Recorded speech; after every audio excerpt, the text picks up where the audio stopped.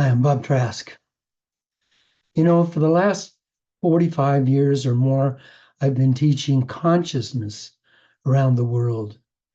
Been teaching consciousness through seminars, classes, talks, wilderness expeditions, in every way that I could to find that would bring people closer to who they really are on the deepest levels.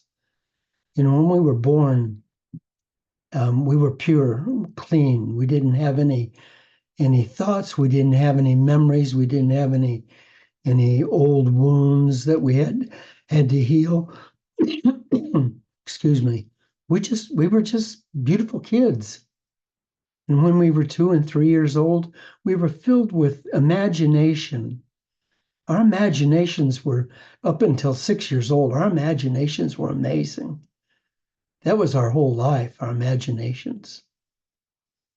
And those imaginations, they led us forward through curiosity and adventure and a great sense of wonder, of wonder. We didn't dread. We didn't think, oh my God, what about this? Well, what if this happens? Well, what if this person gets elected? Or what if this happens? Or what if I don't get this? Or what if I run out of this? Or what if... Our wonders and our imaginations and our delights were all about stuff that could be, that could be, rather than asking ourselves, why can't this be? We were asking ourselves, what could be? What might be? Today, we're going to talk about the art of healing, the art of healing. And in order to talk about that, we have to acknowledge that each one of us already has a lot of pain, a lot of old pains. Philosopher Henry Nouwen said, nobody escapes being wounded. We're all wounded people, whether physically, emotionally, mentally, or spiritually. The main question's not how can we hide our wounds so we don't have to be embarrassed, but how can we put our woundedness into the service of others? How can we put our woundedness into the service of others? Now, let me just interrupt dear Henry for a minute and go back to what I was talking about being little kids. When we got wounded as little kids, what happened to us? Did we become our wounds? Did we bury our wounds? Did we become part of our wounds? Some of us grew up in really difficult situations in households that were really raging or drunken, or we didn't have parents, or we were in foster homes that were maybe not the best, or orphanages or whatever. Some of us didn't have a lot going on for us when we were little, but we still had that sense of wonder. And maybe we learned at that time to bury our wounds, to hide our wounds because we were embarrassed by our fragility, by our sensitivity. Then it's really hard to put our woundedness into the service of others.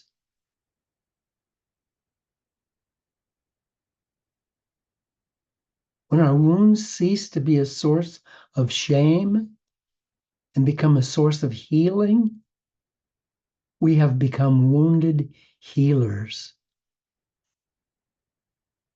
Wounded healers. And here's the thing. If I go back and repeat what Henry Nouwen said, nobody escapes being wounded. We're all wounded people, whether physically, emotionally, mentally, or spiritually.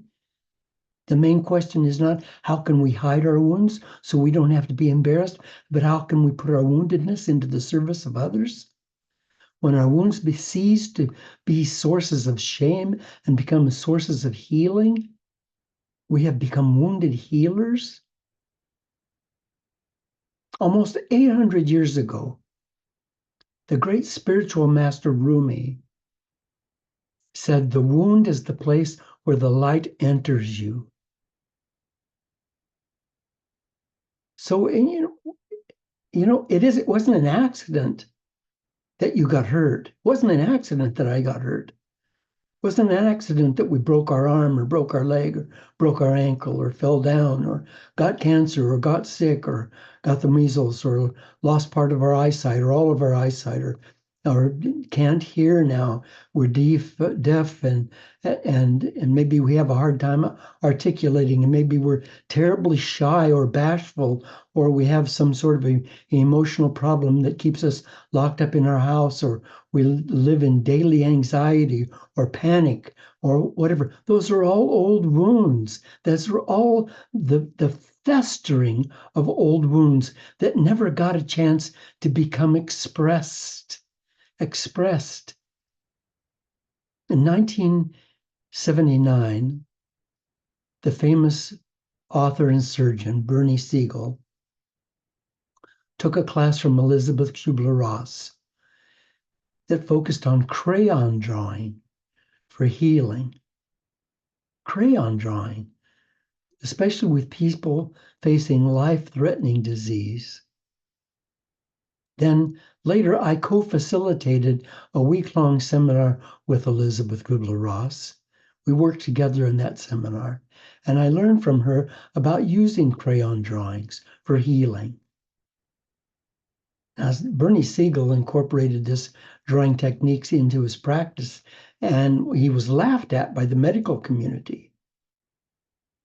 And yet many of his cancer patients who'd been deemed incurable often healed. In my life, it was even more than a physical thing. It was a pathway to becoming more conscious. The same thing. The same thing.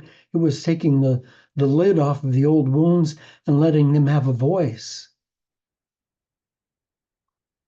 It was a pathway to becoming more conscious and more in control of our lives so that they become joyful rather than regretful. Dr. Bernie said that while many patients may need antibiotics or surgery or radiation or chemotherapy, he says we need to remember that their bodies are not dormant.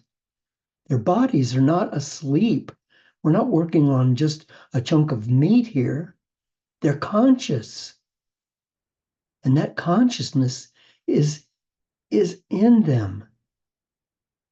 And it actually wants to heal.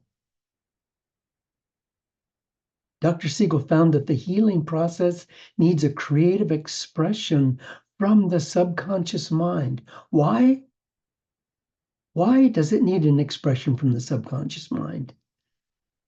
How does this whole thing come together? Because 95% of our thinking,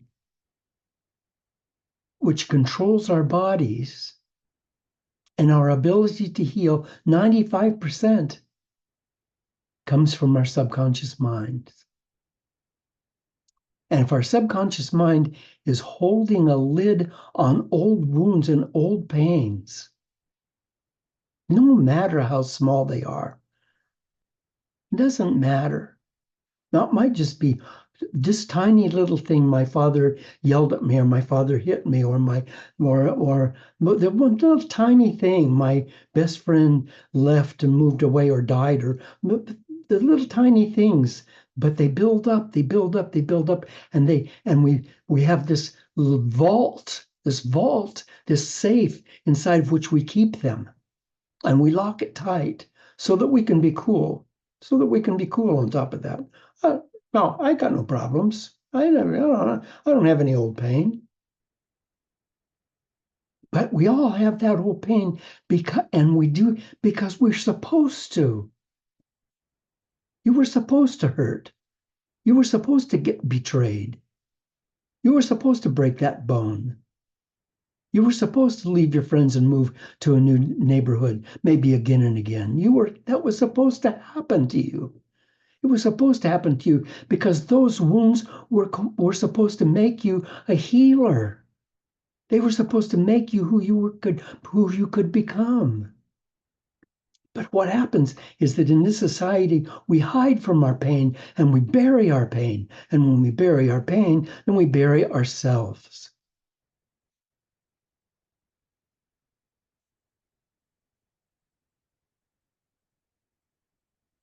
Our subconscious mind, 95% of our thinking comes from that subconscious mind, and it buries us. And the crayon work works because it allows the subconscious mind to speak and to get rid of old stressors, to open the door, to open the door to the safe, to take the lid off of the vault, and to allow those to be expressed in a gentle, sweet, wonderful way. And then they become part of us again. They become part of our personality, part of who we are. And our voice has depth, and our minds have meaning, and we have empathy and compassion and understanding, and we become more of who we are, who we came here to be. So wonderful university professor and author of children's books and a cancer pediatrician who has saved countless kids from cancer, Rachel Naomi Remen. She reminds us that at the deepest level, the creative process and the healing process arise from a single source. When you're an artist, you're a healer. So I'm talking about doing art. Sing that song. I don't care if you sing flat. Sing that song you want to sing. Let your heart open and let that music come out. Whistle, play a harmonica, play a guitar, dance like no one's watching, or dance when no one's watching. Dance in the kitchen, turn the music up loud.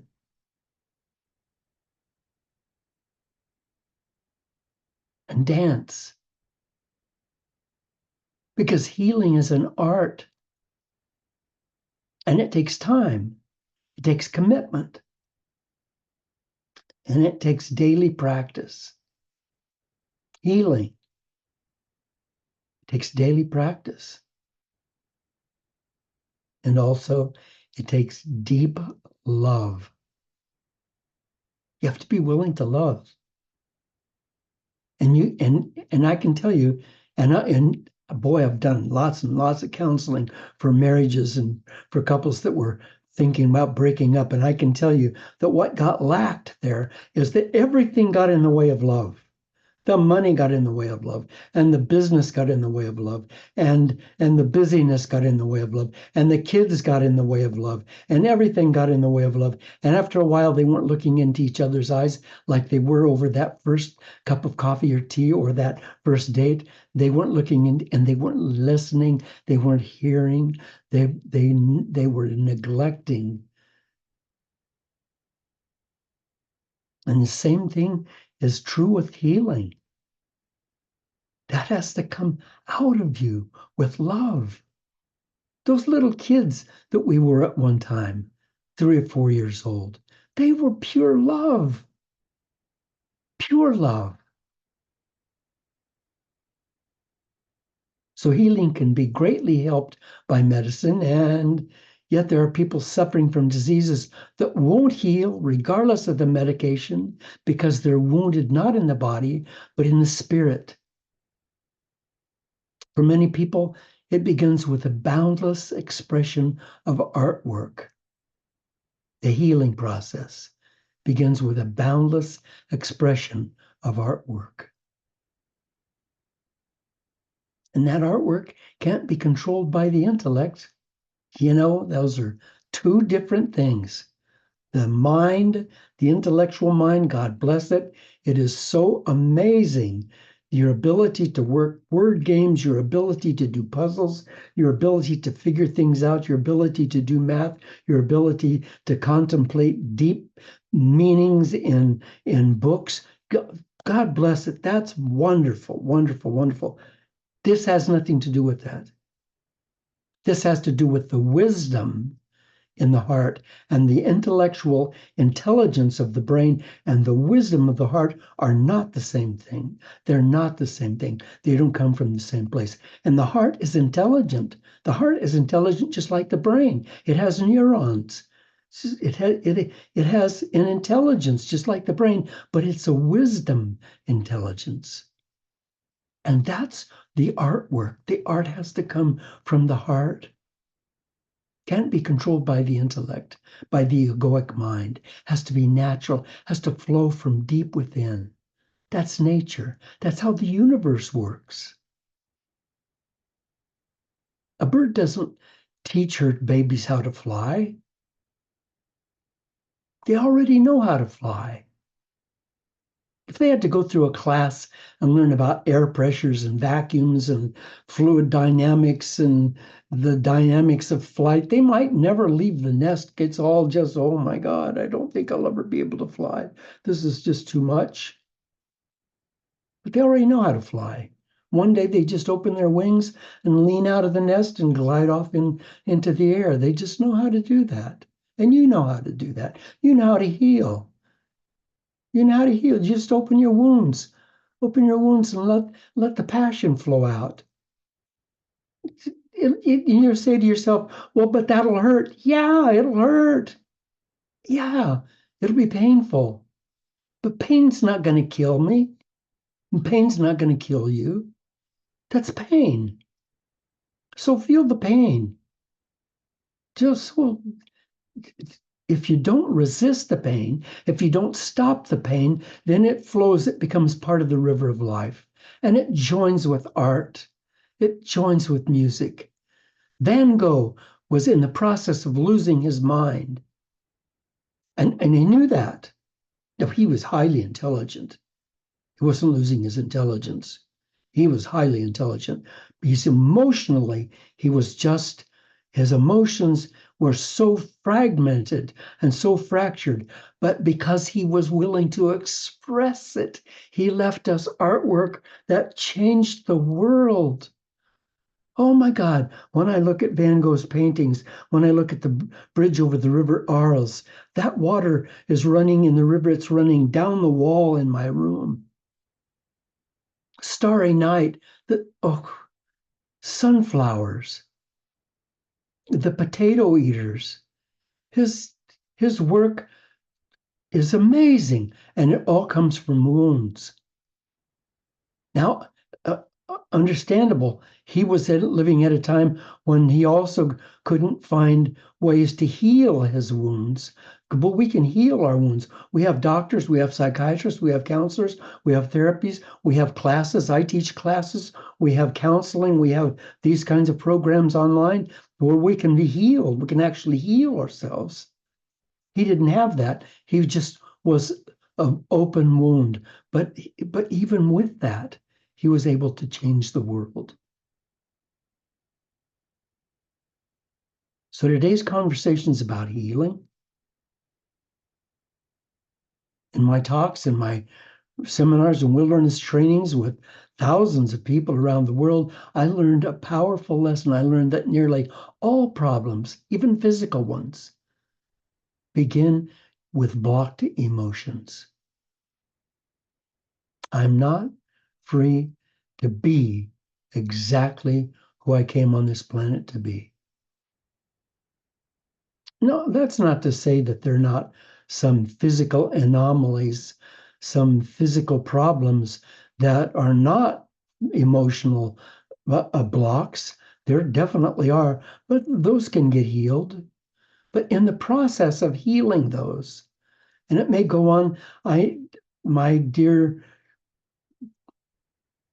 friend has been dealing with an undiagnosable problem that's practically crippled this dear person for like 2 years now, and the doctors have not been able to diagnose it, and it's terrible.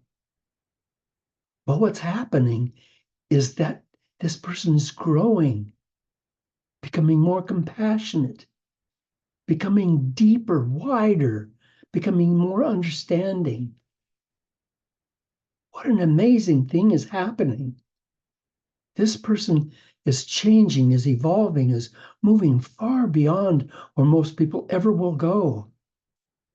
And the problem will be diagnosed and the problem will be healed.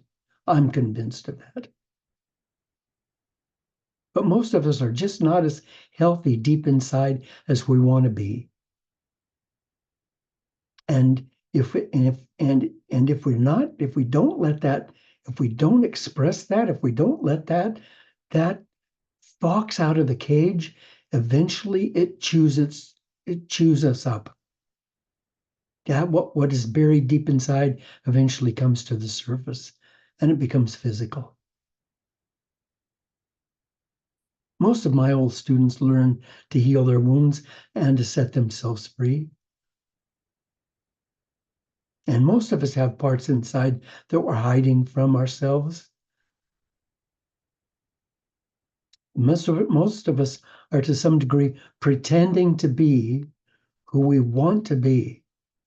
Here's who I want to be. Here's the person I want to be. And then we pretend to be that person.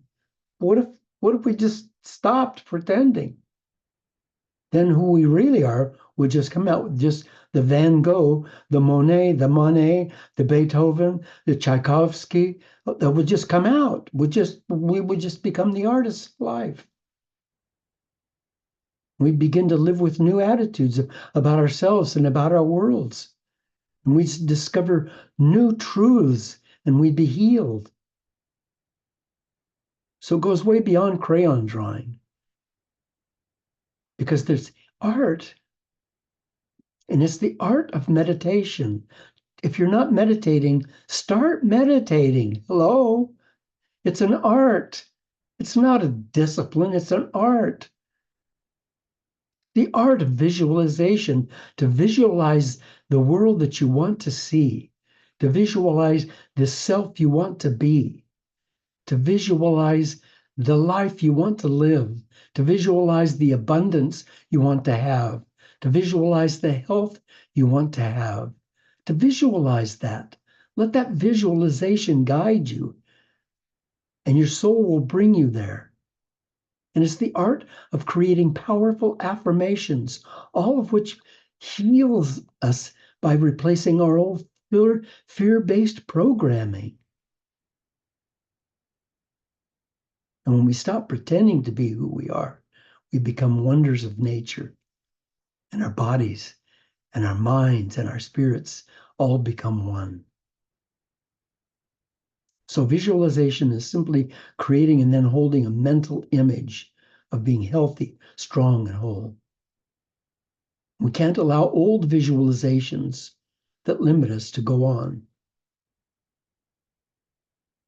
We have to let go of our reasonable sounding minds and visualize the lives we want. Carolyn Mace said, "The soul always knows what to do to heal itself. The challenge is to silence the mind." She's talking about the soul. She's talking about the heart. It always knows what to do to heal itself. The challenge is to shut the mind up. And affirmations, affirmations. Let's face it, we all have those old messages playing in the backgrounds of our brains all the time. And they remind us again and again and again that we're limited, and that maybe that we're not worthy, and maybe that we're a screw up, and maybe that we're a mistake maker. Those voices actually become our self-identities. And if we're going to live the full and healthy lives we came here for, we need to quiet those negative messages and replace them with ones that strengthen us, ones that make us healthy in mind, body, and spirit. Repeating a positive, self-affirming affirmation, a statement all through the day can not only help us create optimum health, it also builds our quiet and beautiful foundations of self. And as those self-identities expand in positive ways, we become healthier in body, abundance, and relationships. My first affirmation, because I grew up feeling obligated. I was working as a boy, just as a boy, to help support the family. And for years and years and years, I was helping support the family and healing these people and helping those people. And my whole life was about obligations. And my first affirmation that changed my life was simply, I am free. I still helped people, but I was free not to. I was free to or free not to. I am free. And I repeated that 200 times a day for 30 days. And it set me free. And after that, there was many others, and they were each a part of my life. And in part of my life that wasn't working, I found an affirmation that brought me through that. And I, like I said, I repeated them 200 times a day for 30 days. Can you do that? Can you get a simple affirmation and repeat it 200 times a day for 30 days? Because that's what it will take.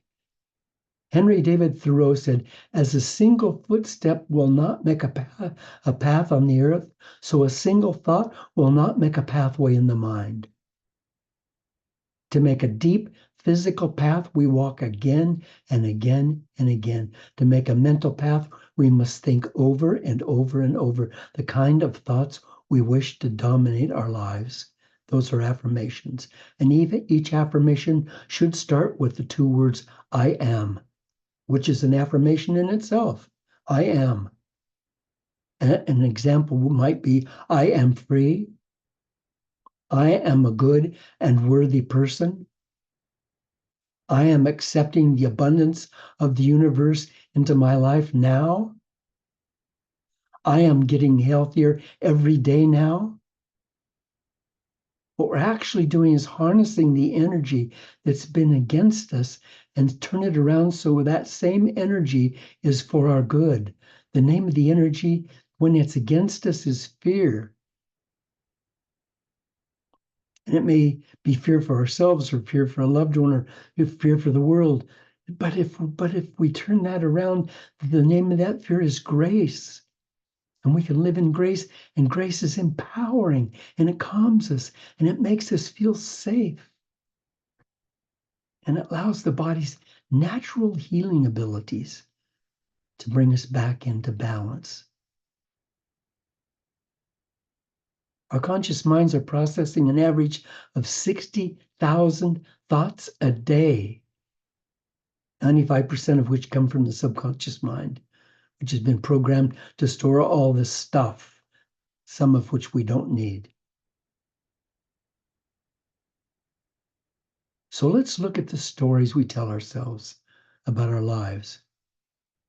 And let's see how they can improve. Let's change our stories. Let's have happy endings instead of crisis and catastrophes. No matter how bad something was, there was something good that came out of it. If you can't see that, you need to spend more time with it. Good came out of it. Let's resolve our pain. Let's do that this week.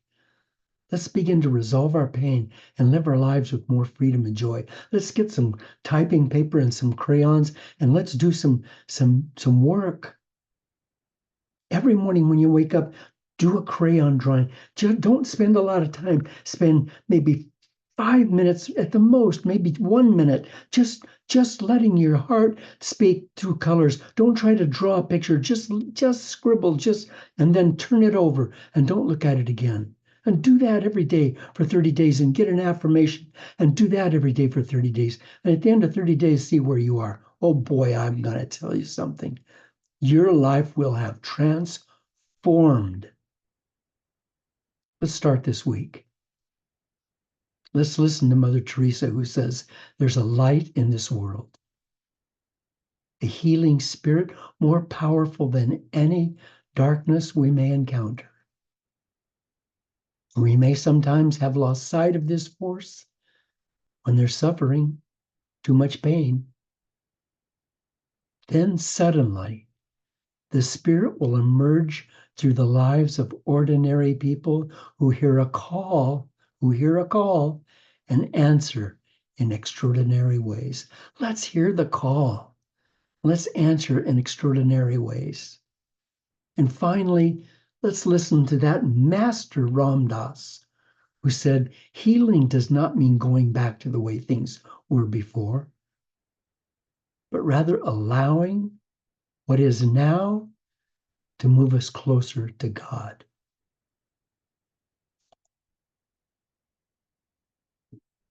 Go this week and be healed. Go with my love. I'll see you next